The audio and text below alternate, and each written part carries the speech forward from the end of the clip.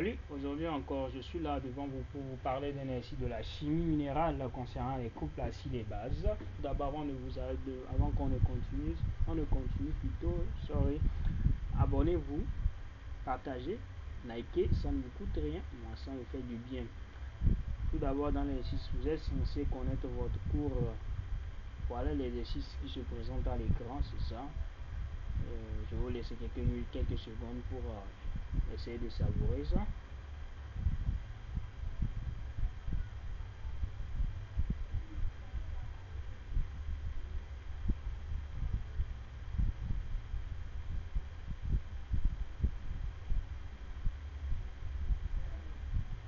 Passons à la question 1 qui nous demande calculons la concentration molaire volumique de cette solution. Pour calculer la concentration, ça va on est au niveau de l'ammoniac, c'est de l'ammoniac. Maintenant, la concentration de la quantité de l'ammoniac sur le volume, or la quantité de égale au volume de dissolution sur le volume molaire. Donc ça nous donne ça. On a une concentration de 10 puissance moins 2 mol par litre. Simple. La question 2 dit on mesure le pH de la solution entre 10 puissance 10,6. Je sais pas de quoi il parle. Maintenant, nous devons calculer les concentrations de toutes les espèces présentes dans la solution. Ok. Question. D'abord, il faut établir toujours les équations. Les équations et espèces. C'est ça. Les inventaires, nous avons ça. Maintenant, pour calculer la concentration de H3+, toujours le même procédé. Pour calculer la concentration de OH-, c'est le même procédé. Maintenant, pour trouver la concentration de NH3+, concentration des cations égale la concentration réaction des neutrones égalité. On voit que la quantité, on voit 10 puissance moins 4 ici, 10 puissance moins 10. 11, c'est trop négligeable, on peut négliger ça même beaucoup. Donc on voit que la concentration de OH- égale la concentration de NH4+, très simplement. Maintenant le RCM, on voit égal à pour calculer la concentration, la concentration de l'ammoniac plus la concentration de l'ammonium. Donc au final on trouve concentration égale à moins C moins ça, on trouve 9,6 par 10 puissance 22. On peut aller calculer le K égale à la concentration de H3 plus fois la concentration de la base sur l'acide. Donc c'est ça, ça va être 10 puissance. Bon. Quand on connaît le K directement, on va au pK qui est égal à moins de K, ce qui nous donne 9,2. Passons à la question suivante. La question suivante dit qu'on note le pourcentage de molécules d'ammonium ionisé qui est égal à alpha égale à la concentration de l'ion ammoniac sur la concentration de l'ammoniac plus les concentrations. Maintenant, il nous de vérifier que la constante d'acidité K égale à K facteur de 1 moins alpha sur C fois alpha. Bon, tout d'abord, on sait que ça égale à ça. Et on sait que C égale à ça. Et on connaît aussi, on sait que le coefficient d'ionisation, la constante d'ionisation, c'est ça là, ça va être ça sur ça. Donc on peut tirer et ok, bon, je ne vais pas parler, on y va. Ce que j'ai écrit, on parle. Maintenant on sait que K égale à ça, fois ça, sur ça. Et on connaît ça, quand on a remplacé ça ici. Donc ça nous donne quoi? On a remplacé ça ici, donc ça nous donne C moins C alpha. Donc on a mis ça en facteur, on a mis ça là on a mis les C en facteur, donc ça peut se simplifier. Donc on a trouvé notre H3 plus fois facteur de 1 moins alpha sur alpha. Ok, c'est pas fini, c'est juste un petit début tout simplement. On sait que le K égale à la concentration de l'ion H3 plus soit la concentration de OH-. Et la concentration de OH- égale à quoi? Égale à la concentration de l'ion ammonium. On fait le numéro qu'on vient juste de faire. Ok. Et aussi, on sait que quoi? Oui, bon, c'est ça. Donc, on connaît ça. Ça égale à quoi? Égale à C alpha. Donc, on remplace ça. Et maintenant, on peut tirer la concentration de H3+. Bon, ça va être ça va être KE sur alpha. Donc au total, on a notre simplement notre constant d'acidité égale à quoi? Égale à ça. Égale à ça. Ça. Tout simplement. Passons à la question suivante. Maintenant, on nous dit de déduire la valeur de alpha. Bon, de déduire la valeur de alpha. Bon, on ne connaît pas le cas, on connaît le KE. Tout d'abord, bon, c'est très simple, hein, pas facile. Bon, ici, on va faire comment? On va faire un petit développement. On va faire un développement. On va faire un développement, ça fois ça. Donc au final, on trouve alpha égale à ça, ça.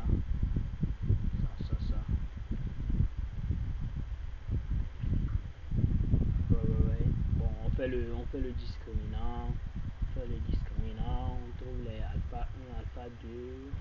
Alpha 2, ici on trouve moins. On sait que la constante c'est alpha ne peut pas être négative. Donc on retient ça. 3,98 fois 10 puissance moins 2. Tout simplement. Passons à la question suivante qui dit soit une solution d'éthylamine de concentration C' égale à bon, ça, le pK du couple ça vaut 10,8. Alors on dit de comparer la force de l'éthylamine et de l'ammoniac, bon, on va les discriminer, ainsi que celle de l'ion éthylammonium et l'iammonium.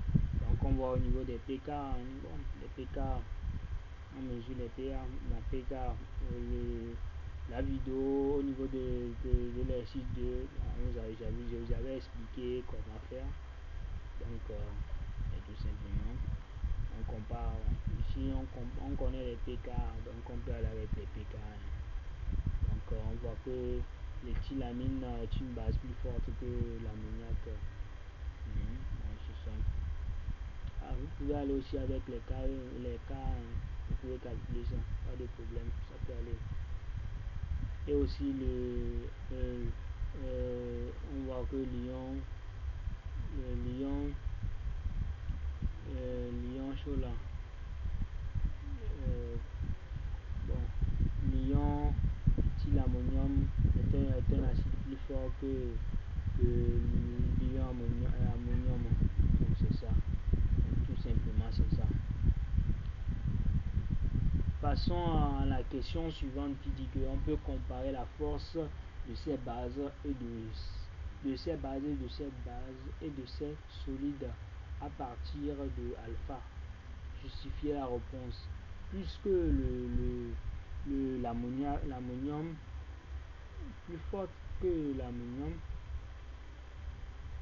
et l'ion éthylammonium est un bon.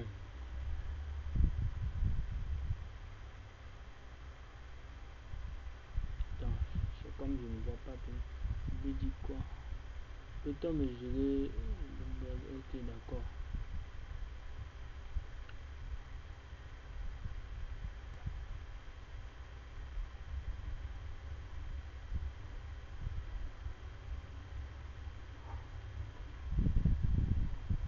Bon, on voit que alpha représente le coefficient d'ionisation. Maintenant, il indique que la proportion d'amine ionisée est égale à alpha 1 est inférieur à alpha 2 est grand. Si alpha 1 est inférieur à 1 est grand, plus l'amine est forte, plus l'amine est forte, plus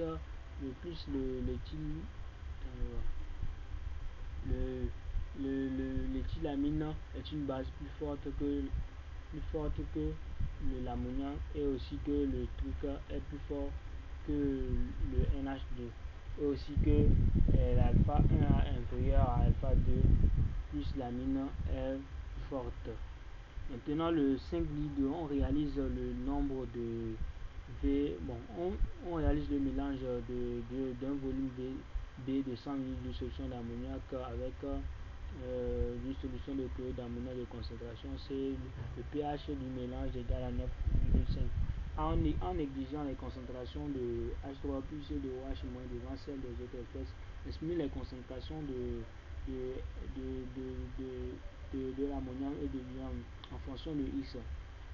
Donc, ici on a quoi? Ici on a le chlorure d'ammonium. Toujours il faut appliquer les effets chimiques en solution. C'est quoi? Nous avons le Cl moins le H moins le OH moins le H3 moins le NH plus ça et les molécules de NH et le NH3. Donc, pour faire la relation d'électroneutralité, c'est ça. Donc on dit de négliger ça. De négliger ça. Donc ça fait la concentration. Bon, ici j'ai oublié de mettre la concentration. Ici il y a le bas concentration. Donc ça fait la concentration de NH4 plus égale à la concentration de Cl moins. Qui est égal à X.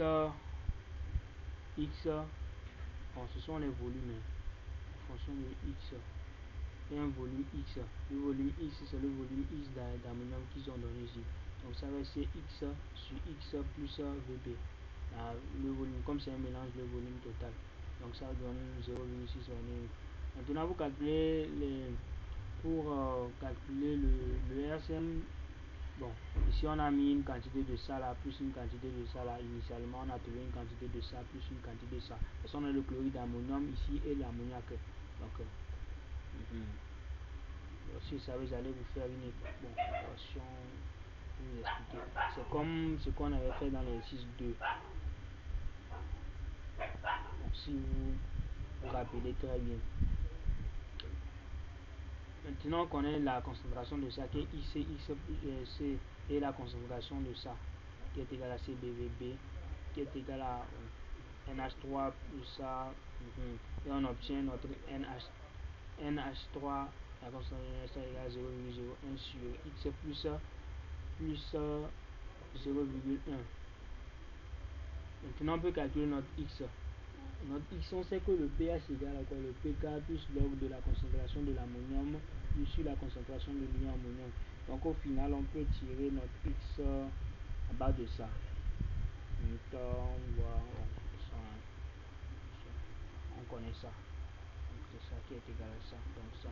Donc X on a qui est égal à 0,05 litres, soit X égale à 50 cm3. Donc nous sommes arrivés à la fin de la vidéo. J'espère que vous avez suivi. Et aussi n'oubliez pas, je vais mettre un lien dans la description qui vous permettra de télécharger le sujet. Donc on se dit à plus pour une autre vidéo.